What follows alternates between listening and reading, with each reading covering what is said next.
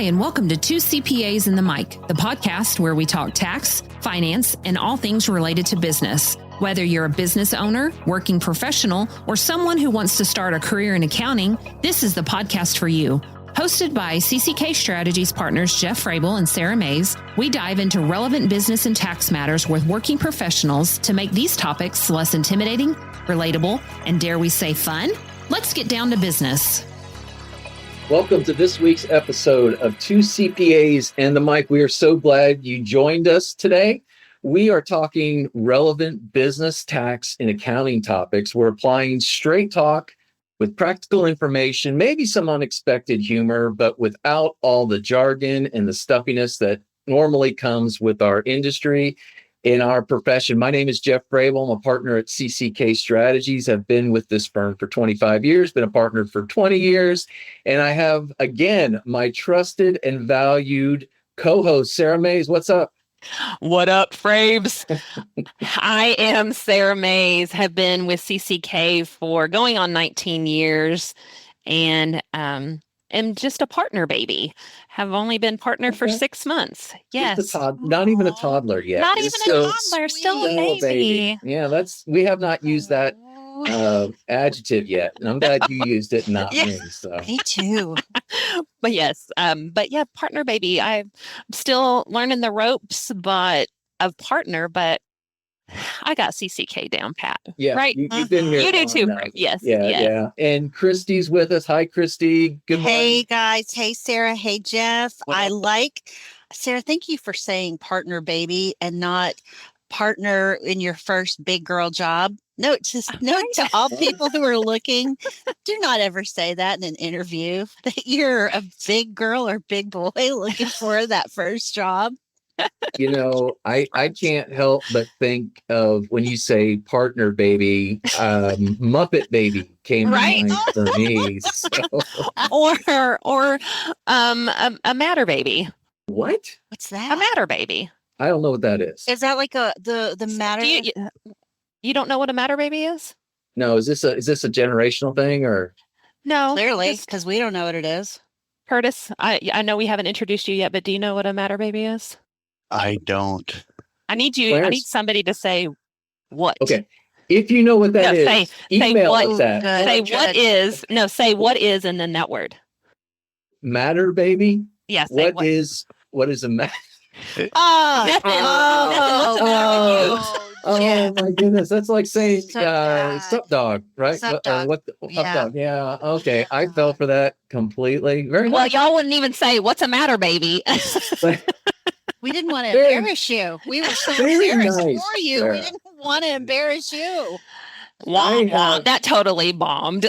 No, I tell you right now, I have a daughter that probably heard that and she's shaking her head going, "Oh, Dad, I can't believe you fell for that." So yeah, Riley. Anyway, now that we've gone totally down the wrong path this morning, like I said, if you're listening your first time, we actually don't act this silly every time, but we are covering, again, relevant business, accounting, tax topics. And we've got a topic today that I think confuses and scares a lot of people. We're going to be talking about mostly about cybersecurity and how to leverage resources, not just technical resources, but all kinds of resources in your business. And you would think that covering this type of topic, Sara, I think people might be worried that we've got a strange, weird IT guy on the mic. We do have a strange, weird IT guy. No, not really. But he's got personality. He has got personality. He really is like the coolest IT guy I've ever met. Not some scary. I concur. He is not some scary guy sitting in a dark basement. Yeah. With like a blue light behind him. Yes. No. I will say one of the things that's amazing about CCK, besides the culture and the work we do and everything we've been talking about on this podcast for months now, is our IT department. Yes. We have two of the most brilliant guys. And like you said, they we were joking. I was joking that he has a personality, but they really do. Curtis, who is our guest today, and Lee, who's helped us kind of get things up from a technology perspective on the podcast. These guys have a heart, and they're so good with our teammates. And I tell you, our teammates just love them. They do a great job. And so, Sara, why don't you introduce Curtis? All right, we've got Curtis Olson as our guest on the mic with us today. Curtis has been with CCK. I don't want to steal any of his thunder. He's been with CCK for 2 years now, maybe 3. 3. Nice. All right. See, 3 years. It goes by so fast, doesn't it? It's crazy. Yeah, it does. It's been 3 great years, 3 exciting years. So, yep. I concur. I mean, I know personally it's been exciting, but even for the firm, it's been so exciting with all the things that you've been pushing us to do and steering us in the world of IT. So why don't you tell us a little bit about your background, Curtis, what you do, how you came to CCK, and then I think you have a certification. I see it. I read it as CISM. I don't know if that's even right. CISM, is that right? Yeah, that's correct.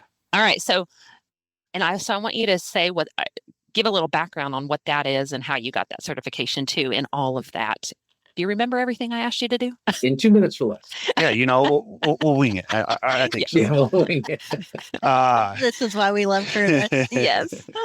So first off, thanks for having me on, guys, and really all the kind words that you've introduced me with. A little bit about me and the history I bring. I started into IT when I was 19 years old without really a vision that this was going to be a career. I was a 19-year-old college student, and I was broke and I needed a job. So along came a help desk role, and it turned into something pretty amazing to me. So I stepped into that help desk role, and I was just eager to learn, and which really led to like a senior role, senior analyst role, led to system administrator, infrastructure role. So I stepped through many different growth opportunities along the way, and with that, I was really able to just take advantage of learning systems of training that some of my previous employers had offered me, and learned how IT works in a business, right? Not just how to fill a role, but how do we leverage IT across the board, and really, how do I interact with an entry level position? How do I interact with leadership, and really building those soft skills in the background? So it's been I don't want to date myself here, but it's been a few years and it's been a journey. But that brought me to CCK. And as I mentioned, celebrating 3 years next week. And it's just been one opportunity after another. And it really has been exciting. We're doing so much, both internally and externally. And I found my home. I kind of joke with some people that I'm a nerd, an IT nerd. We're accounting nerds. It's fine. I tell you, That's where he's exactly. going with it. Yeah. Exactly. So it took me several years to find where I fit in at, and I'm happy to say it's at CCK. So it's been great. I think what else? You asked about the CISM. We want to talk about this certification, because I think there's a little bit of a story behind that too, isn't there? That you need to brag about. Go ahead. Well, thanks for bringing it up. If I don't. They will, and it might come out better from you. Okay, well, we'll give it a try. You guys know me. I don't like to brag, right? I just let my actions speak for themselves, and humbly, I try to. Right. I'm not always Absolutely. humble, but I try to be. But yeah, the CISM, it's a global certification, and it's presented, or it's offered by ISACA, and What is it. What is ISACA? So ISACA is is like a credentialing organization. It offers many different certifications, from everything from like risk advisory, audit assessment type certifications, business, the business management stuff. But really, it's a global community of tech leaders, and really with a shared vision of let's drive innovation for business IT, business security, cybersecurity, and really just bringing in just a wealth of knowledge. And on top of that, there's local chapters across many cities, worldwide. And it's really just kind of a knowledge center. And so ISACA offers multiple different certifications. I took the CISM, and the interesting story to that is, I can remember taking this exam, and I was so nervous in it. And the first couple questions that I got hit with, like, there's no way I'm going to pass this. Like, I'm so nervous. These are so hard. And, I make it through it, and I get like a provisional, hey, you passed. I get a letter in the mail with my score, which was a phenomenal score. And I come to find out. And what was the score? Off the top of my head, I can't remember. Right? It doesn't I might matter, but there's a title of some kind that goes with it. Come on, Curtis. There is, right? So with that, I was recognized as having a top score worldwide, and which, man, that was cool. And with that recognition, I got to go out and meet with several of the leaders with ISACA, and really is just a great experience with that. So thanks for pulling that out of me, guys. I don't always bring that up. But. Could we add the GOAT to the end of his credentials? Yes. Well, I was going to say, he kind of is, right? He's the baddie in the IT world. Seriously. Yeah. That's us. That's us. I know the guy that can add that to the signature. Curtis slaps. Curtis, we're proud of you, Brian. Yes. We're proud of you. Curtis, and I was about ready. I was about ready to get in there and just say it, because I could tell how hard it was for you to even get to. Yeah. It, so. Yes. Well, I mean, I can drag it out a little bit. Right? Well, we appreciate you, Curtis. Yes. So basically that means Curtis knows what he's talking about. Yes. I mean, so when we start down this road in this subject, know that Curtis is a baddie, the GOAT, and he knows everything to know, right? Everything, right, Curtis? I'm pre-qualifying that. Those are big words. We try to know everything, and we bring the attitude. Hey, he knows more. He knows more than me, for sure. So when it comes to IT, honestly, he probably knows more than the three of us combined. Yeah. I'm thinking right. Yes. All right. All right, Curtis, we're just going to get right into it. You've given us a great background of who you are and that you know this topic. What exactly is cybersecurity? I mean, are we talking like, what I hear cybersecurity, I'm like, we are a digital world, and we interface digitally with everybody across the world. And, there's so much information out there. What is cybersecurity in a nutshell? Yeah. So cybersecurity, it's a collection of everything that we're doing within the business. It's protecting systems. It's protecting your network. It's protecting that digital footprint. Are you protecting your client's information? Are you maintaining that confidentiality, the integrity of the data, the availability of the data? So when we start looking big picture, it's understanding what you have and really the practice of protecting that. So anymore, we just maintain such a large digital footprint, and we have to be flexible within the business. And so when we have that footprint, we now need to create policies, and we need to create practice to do our best to protect that. And that's really, when we start talking about cybersecurity, big picture, it's what are we practicing to protect our data, to protect our business? Right. Okay. So go ahead, Jeff. Frable's got a question. Yeah, I do, even though I'm not leading. No. So, Curtis, is cybersecurity just a buzzword, or has it always been there since the dawn of the computer, or has it gotten worse in the last? Because at a very simple level, we're talking about people trying to bust into our electronic data, right? So has this just been progressively getting worse over the years, or is it just something you really don't need to worry about at all? Yeah. So it can sound like a buzzword, right? But it's been an evolution. We start to look at how spread out technology is in our, not just our business, but our lives, right? So cybersecurity now extends outside of our business and out into our personal lives. So while, we hear buzzwords like it and hey, you can talk about the risk associated with it, it's something that just is ingrained with our lives, and it's something that has progressed and evolved along the way. So, when we start to look at it, we just really need to start thinking about, hey, are we taking care of what's in front of us to the best of our ability? And I know when I start to talk about business leaders, we have the same mindset as business leaders. Hey, are we taking care of our employees? Are we taking care of our clients? Are we taking care of the needs that we have in-house? And we start to look at technology that's spread out all the way through that. And really, as an IT leader, I'm working with business leaders. I'm working with end users, and we all share the same goal, right? We want to come into work, and we want to have an environment that's up. We want to know that we can tell our clients that we're taking care of your data. We want to know that if we get attacked today, that we're going to be in business tomorrow. So I know that kind of takes a step from your question there, down the line, but it is a huge part of our lives, and it doesn't stop, when we walk out the door. Right. So cybersecurity is securing technical and digital data, right? So, and you're talking about protecting it. So let's start with, what are we protecting our data from? So what kind of some of the biggest threats that you're seeing in the most, well, I say biggest, but common threats? What are some big threats? And then I know you've got some pretty cool stories, or at least one cool story about what happened when somebody got attacked.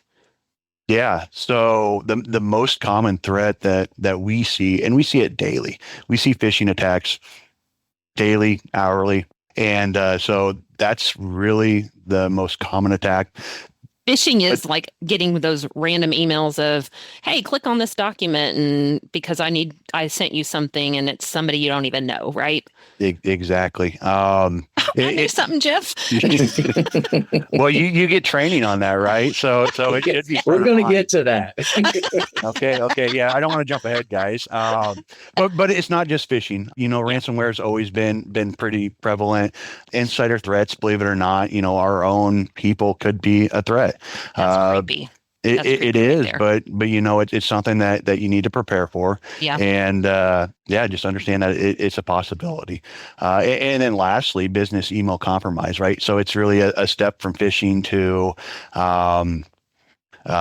another low tech, but it's really effective. And I have an example of one of them I can share here. So I think this is a couple of years back now that Eagle Mountain City, they had like a $1 million mess up that came as a result a business email compromise, right, or something along those lines, where an employee at the company was handling all their billing, all their accounts payable, and got an invoice that ultimately was fraudulent. But the invoice was needing to be paid. It was a contractor or a vendor that the city would normally work with. And what happened was a threat actor came in and sent this fraudulent invoice in to the tune of $1 million plus, and it ended up getting paid. Wow. So that individual at the city probably went through all their correct process, said, yeah, this looks good, handles invoices like that regularly, and paid it. So, we look at things like that, like, man, that would never happen to us, right? We're, something like that, we're going to catch and we're going to know, but have you put steps in place? It happens. Yeah. So Curtis, when you talk about these emails, because I know anybody listening to this is, whether it's personal or in their business life, sees these emails. I would venture to say that not every email rises to the level of a ransom or a bribe or compromising data, but there's always some kind of threat or something that they're doing with that information. If we're not talking about the worst answer or the worst possible scenario, what are the other things that these emails are trying to get at? Is it just trying to get your information so they can spam you, or is everybody just trying to shut you down? Yeah, so there's a lot of different approaches, and with the availability of AI, it's become even more sophisticated, even more widespread. So it's not necessarily just a threat actor needing an instant click from you to get what they need today, but they can become ingrained, right? So they can start small because this is all automated. And so you get these scenarios where like, hey, a threat actor can get your trust and over time take advantage of that.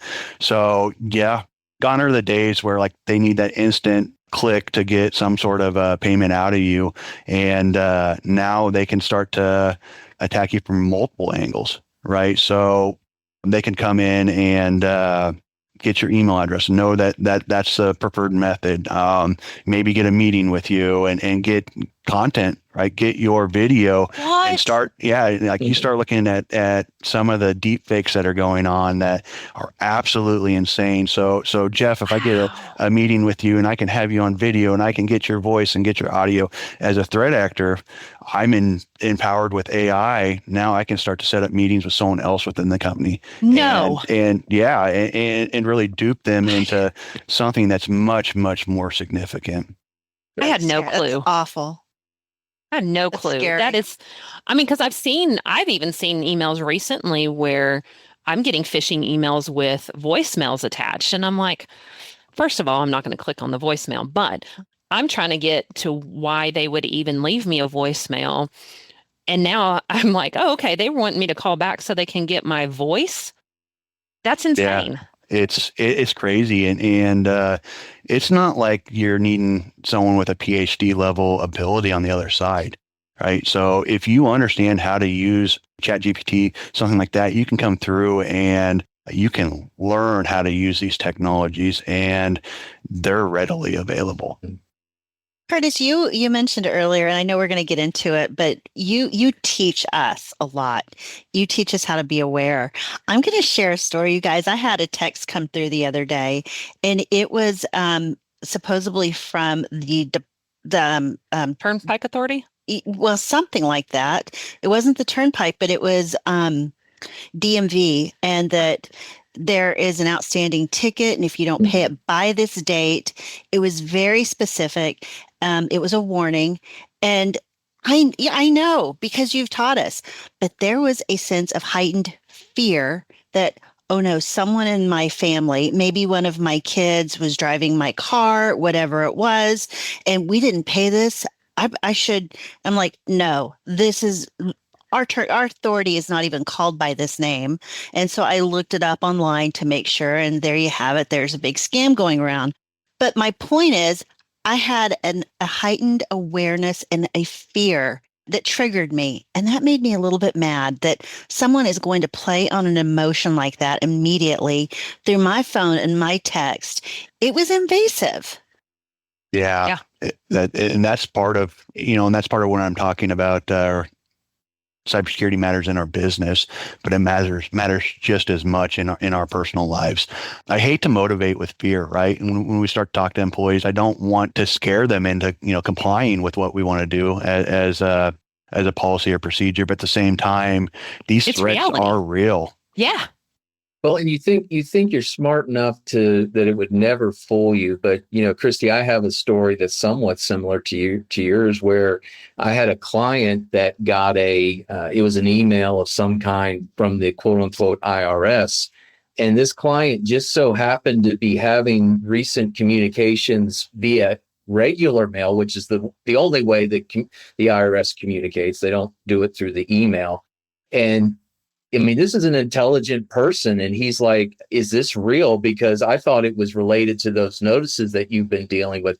But it just goes to show you that these individuals that are doing this are shooting out so much of this that they're bound to hit. And if they hit 1% of the time, that's a big number. And if they get the right piece of information out of that hit, it's a big score for them. So. Yeah.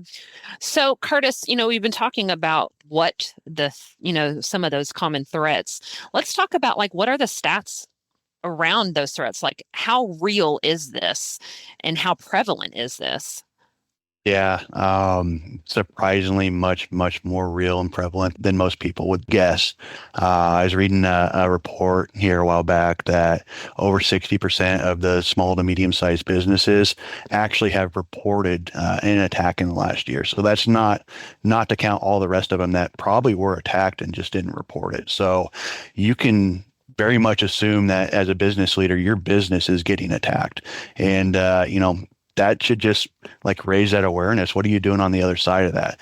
And on these successful attacks, right? Attacks, they're not, they're big deals. You start to look at attacks that range, 100,000, 200,000 just to keep your business floating here. So that's the initial attack. But if they're successful and they're able to exfiltrate data, there could be ongoing expenses there, paying for damages. There could be loss of business revenue, downtime. So that's just, it's so impactful when you start to look at these different breaches and these different types of attacks.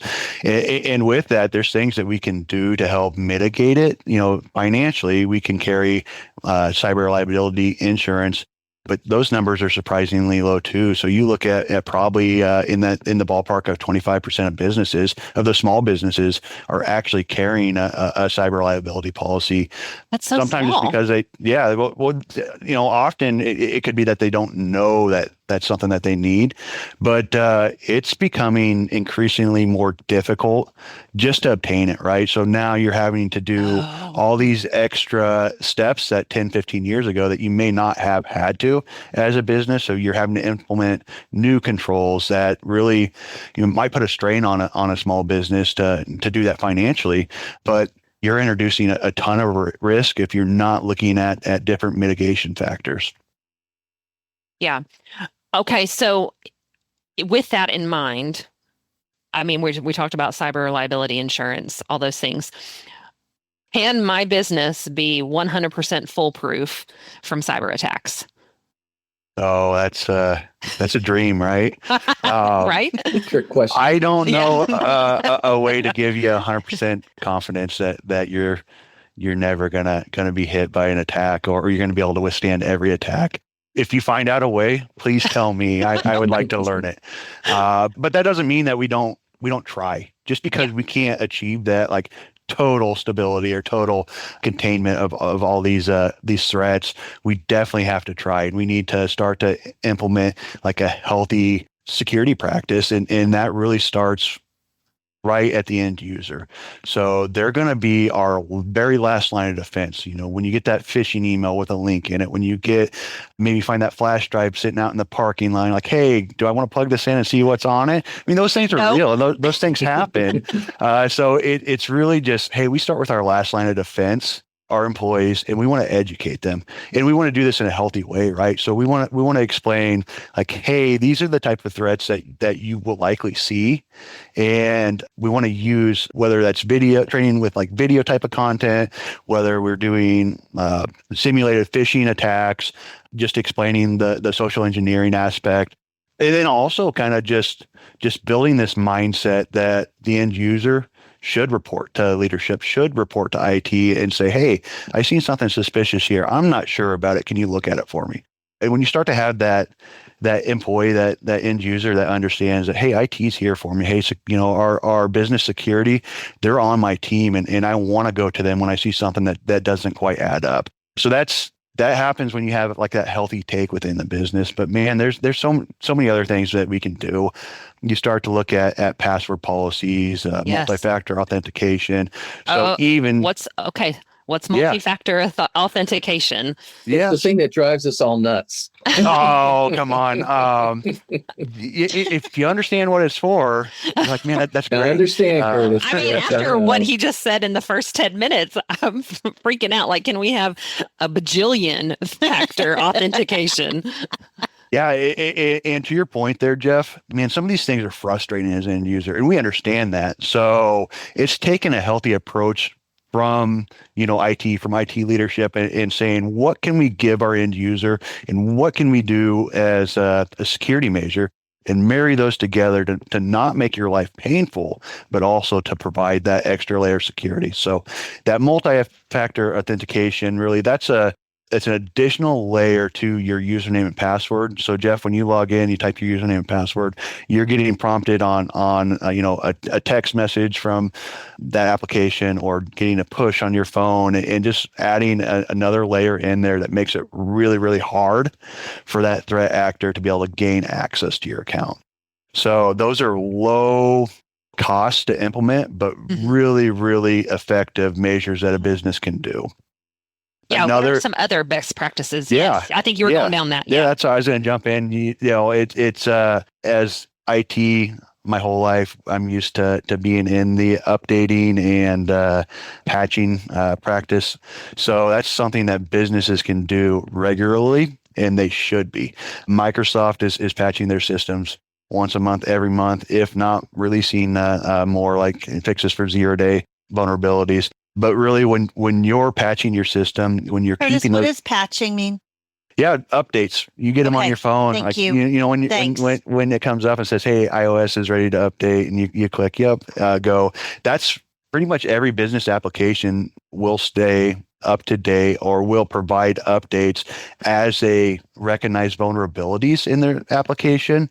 So those patches really are coming through and correcting something that a threat actor can take advantage of. So if you can enable auto updates, if that's not necessarily practical for your business applications, come up with a good game plan. If that's a maintenance window to take your systems down and update, get that on the calendar and make it part of your routine, and just be proactive in that area. It's easy to skip over this, but that's just a vulnerability that we can introduce into our environment if we don't stay up to date. Yep. Curtis, what are some of the things because the things that you were talking about there seem to be kind of external and generated by the provider. One of the key roles that you play as part of our IT department is internally. And so kind of talk a little bit about when we talk about a cybersecurity culture, talk about some of the things that an organization should be doing. I hate to say that we do, because I don't want to make it sound like it's perfect, but what should an organization be doing that would create that culture? Yeah. When you start talking about culture, this IT governance, your business systems, your technology, it's not siloed. It has to operate as part of the business, right? And IT culture is no different than people culture. That tone, that attitude, that starts at the top.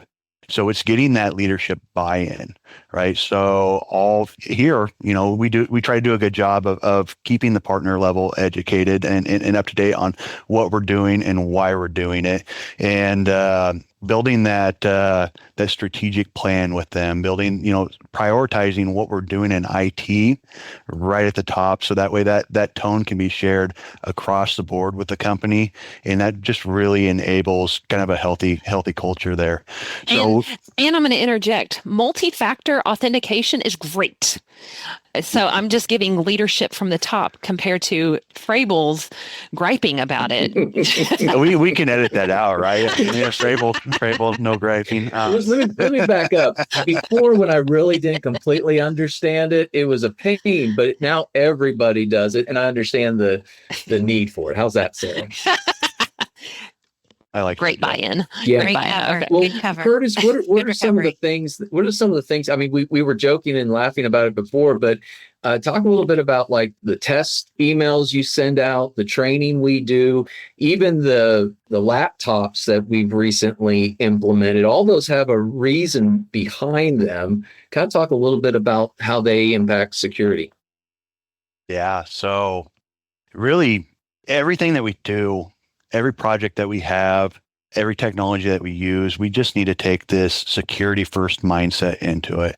And we just need to ask the why. I mean, sometimes it's easy to just assume, well, hey, we need this technology. But asking that why and understanding on the front end, how do we bring security into this decision and not make your life hard?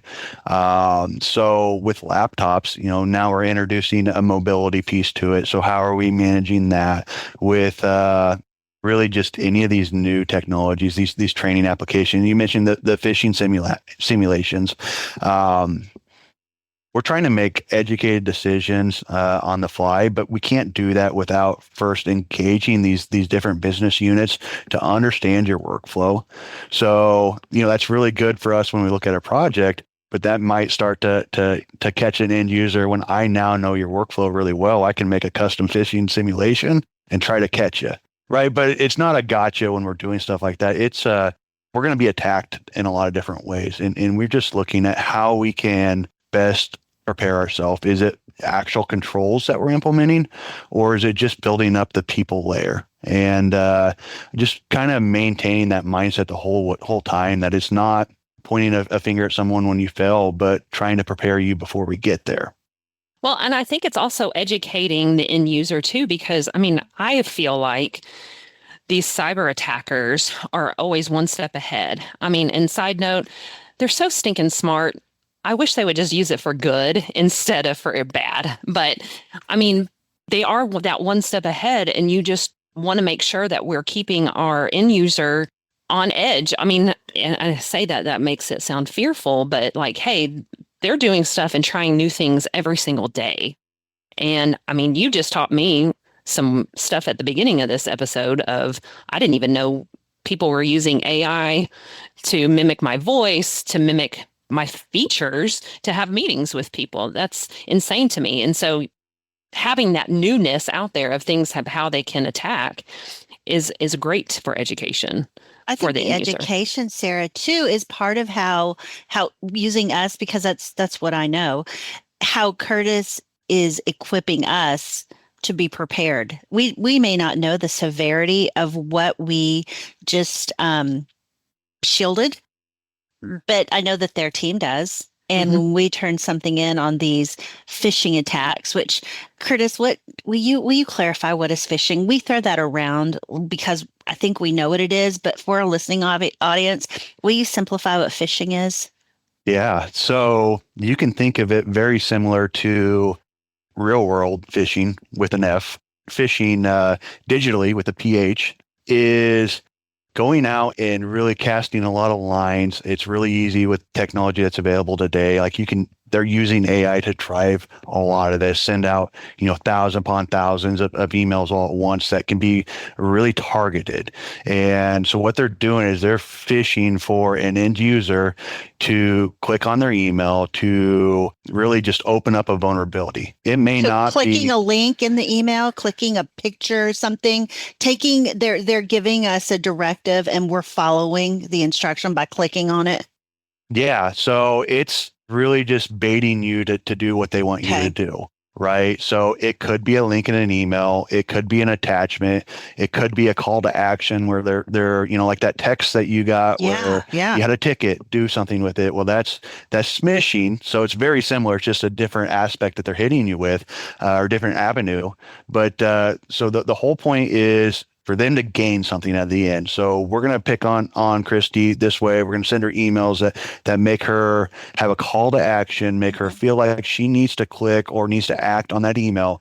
And then I have a next step as a threat actor, right? So that's either gaining access into her system or that's gaining some sort of advantage on her at that point. Wow. It sounds like warfare. Very much. Yeah.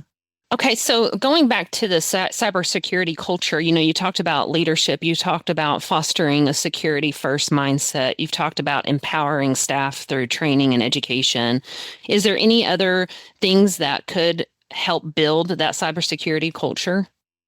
Yeah, so we as IT, we can't do, or we're limited if we don't reach out across the company, right? So when we start to be maybe inclusive of these different departments, you should be working with everyone from that intern that just started today to that business leader and in between to get a good feel for what they're going to see, what they're going to experience, and also really to just build that trust. That way, they're comfortable of coming back and reporting an incident to you.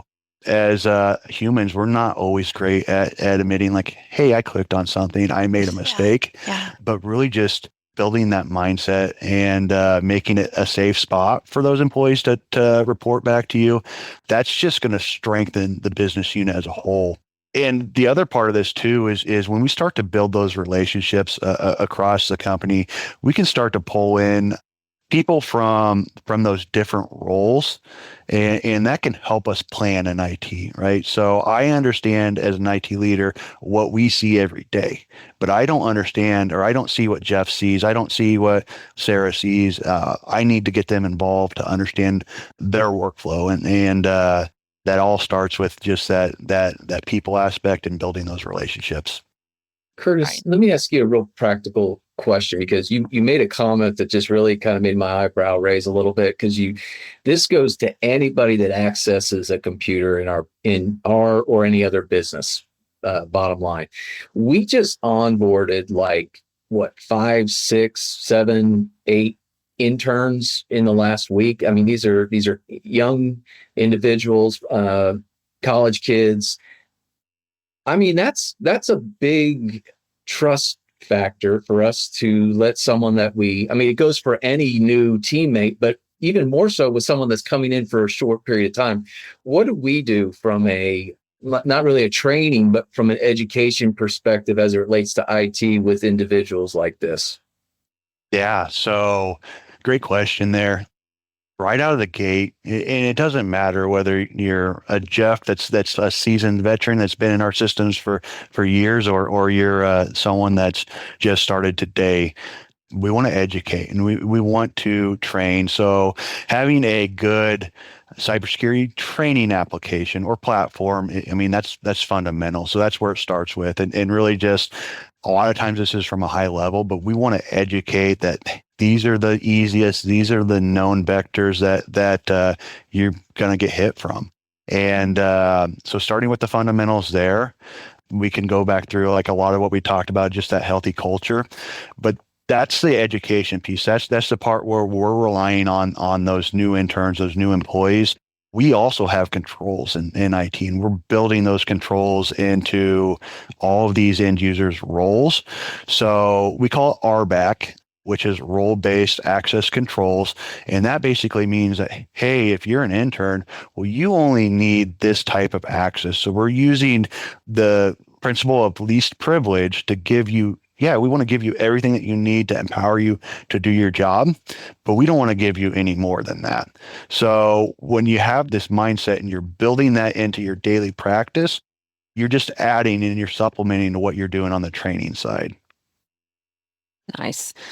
Okay, so we've talked about, building this culture. You should have this cybersecurity culture.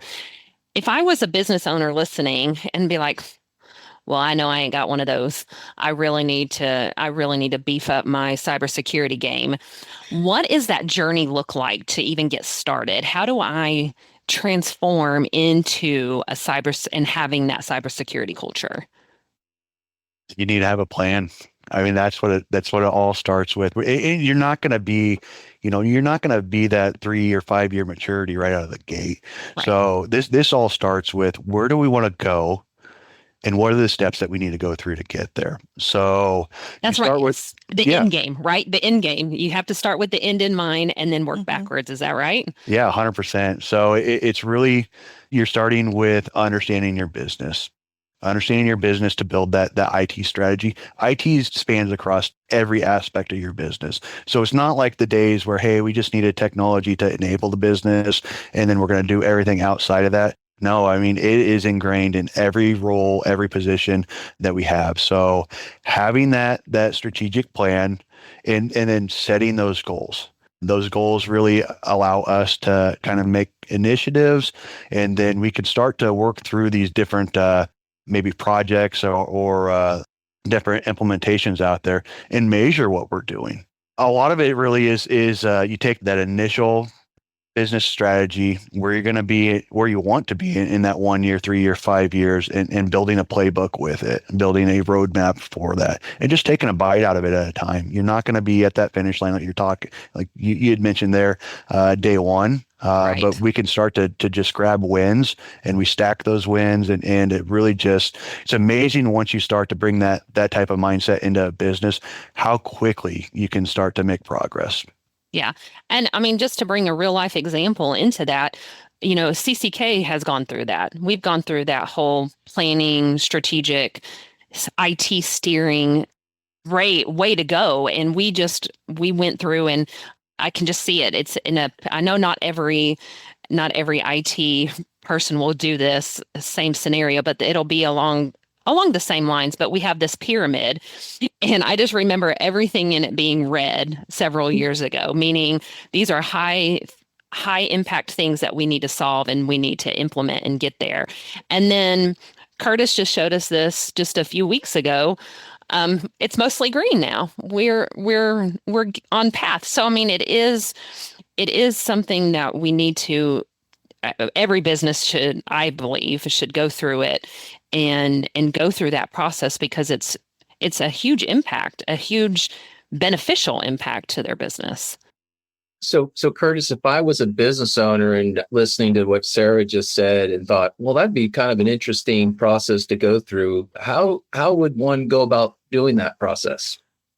Yeah, reach out to us. We've been through it. And to Sara's point there, we've ingrained this into our culture, and we've gone through a process and really refined what it looks like to self-assess and then be honest. Know where your gaps are. Let's communicate those, and let's come up with that game plan. Let's build that roadmap out that's achievable, but that's ambitious too, right? So we understand it's a journey.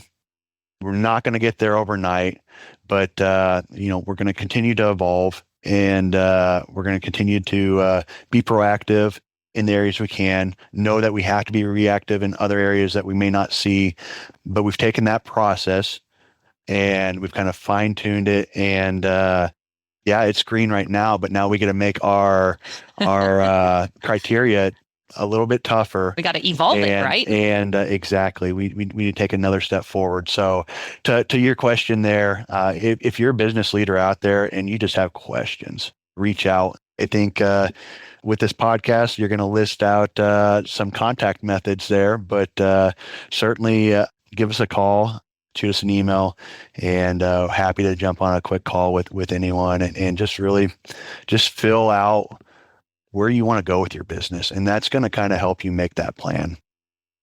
Yeah. So some key takeaways from all of this, aside from the fact that I'm just going to make another shout out, we're not just an accounting firm. We are turning into a full business advisory firm. And one of those arms of that is IT security. And but I think another key takeaway for sure is like cyber attacks are real. They're getting more intricate, and you absolutely need to protect yourself and your business and your clients, and you absolutely have a duty to protect those that you serve. So I'm still kind of in shock on some of the things that are new out there from an attack standpoint. So Curtis, thank you for that. Thank you for unlocking a new fear. No, we talked about it a little bit earlier. I'm glad to jump on this and really talk through this with you, especially as business leaders. Yeah, it might be scary up front and it might be a fear, but when we start to talk through and realize that this is real, we can start to make plans. I mean, we can be proactive. So just encourage that type of conversation within the business. I love your approach. I mean, you definitely, Curtis, you lead with your heart. You care deeply about people, and which means business owners are people, and they have such a responsibility not only to making payroll, but to protecting their teammates' privacy. And you're just, I couldn't imagine anyone else sitting in your seat talking about that, because you do lead with your heart and your care for this major responsibility that you have. So I'm grateful. I'm grateful that you're on our side and that other people can utilize your talents as well. You know, Christy, we talk a lot about how internally, how we are not just doing a tax return. We are not just working on an audit or things like that. We talk all the time about what we're doing has a major impact on our client's life. And you're dead on with what you're saying about Curtis. And I think it's something that needs to be, if you have just an IT guy that's just kind of making things run, you're missing out on a need in a protection there, because I think the way Curtis sees this is this, when we use the term threat, that's not he sees that as a legitimate issue, and it could mess up our business. It could mess up the lives of our teammates. And you're definitely right. He takes it to heart. So thank you for all that. Thank you for all that, Curtis. And, as we move from the real serious items, we do need to finish up with a not so serious item. So that means it's time for rapid fire. We're working on the audio part of that. It might sound like Nemo, when they're trying to shoot the guy out of the aquarium, where they're like, yes. And for our listeners, you should have seen Curtis's face. He's like, "Oh no, what's coming my way?" Yes. All right, Curtis, we got some questions for you to kind of, we're gonna lighten it up a little bit and find out a little bit more about you. Okay. All right, fire away. All right, sweet or salty snacks? Both. Ooh, like a payday? Yeah, I'm thinking like the kettle corn popcorn, right? Ooh, that's a good one too. Yes, yes. All right. So what was your favorite childhood TV show or movie? Oh, just one. I mean, I have this vision of TGIF, so we'd get the whole Friday night, and we'd get multiple ones. But I think Matters, Full House. Family, yeah, Boy Meets World. Yeah, so Perfect Strangers. Now I've just dated myself, so there we go, guys. Nice. All right. Good. All right. Now we're going to get into a little bit more on IT type questions. What was your first social media platform that you signed into? Oh, this is great. So, my freshman year of college, Facebook started releasing their platform specifically to colleges. And I was going to a small college, so I filled out the form for Facebook to allow our college to join their platform. Oh, nice. Again, okay. So the whole college. There. Hello, innovator.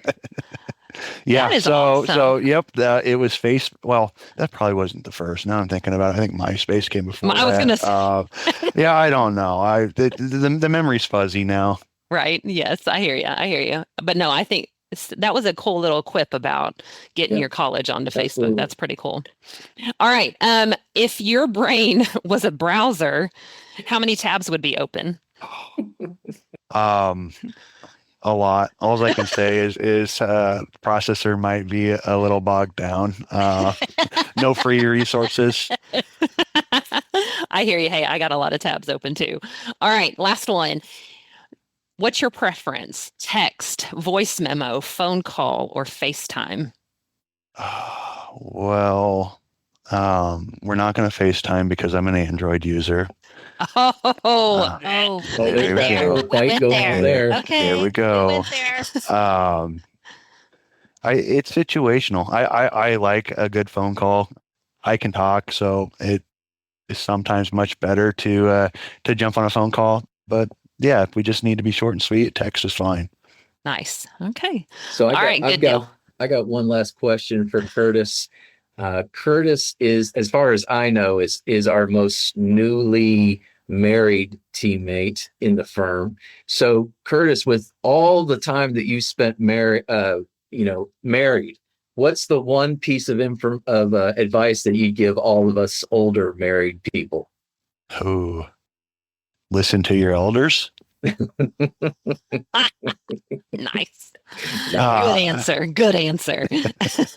And you're an elder, Frable. Yeah, I get that. Well, anyway, Curtis, thank you so much for being with us today. We appreciate your insight. We appreciate your heart. We appreciate your expertise. So thank you for all the information you share with us today. We mentioned it before, but if you do want to get in contact with us, please email us at podcast@cckcpa.com. Let us know what you think about what you've heard. If you had any questions, have any comments, or have any ideas for a future show, we'd love to hear from you. Thank you, as always, to CCK Strategies for giving us this, allowing us to have this platform to inform and educate and hopefully entertain KP, thank you, Christy, for all your help. Your on-air producer talents. We appreciate you. Robert Mays for his music, his intro and outro. Clarence Fisher with Tulsa Internet Marketing Services for everything he does. And then to our two special teammates, Natalie Renfro and Emily Johansson, thank you so much for everything that you do to keep us issuing podcast episodes. We really appreciate you all. With that, we will wrap up and say thank you again for listening. We hope that you join us next time when these two CPAs get together to have a chat and you get to find out who's on the mic. The information provided on this podcast is for general informational and educational purposes only and does not constitute accounting, tax, legal, or financial advice. While we strive to provide accurate and up-to-date information, laws and regulations change and individual circumstances vary. Always consult with a qualified CPA or professional advisor before making any financial or business decisions. The views expressed by the hosts and guests are their own and do not necessarily reflect the opinions of any organizations they are affiliated with. Listening to this podcast does not create a client-accountant relationship. By listening to this podcast, you acknowledge and agree to those terms. And that's a wrap for this episode of Two CPAs in the Mic. If you found today's episode helpful, please subscribe, share, and leave us a review. Have questions or ideas for a topic? Reach out. We'd love to hear from you. Email us at podcast@cckcpa.com.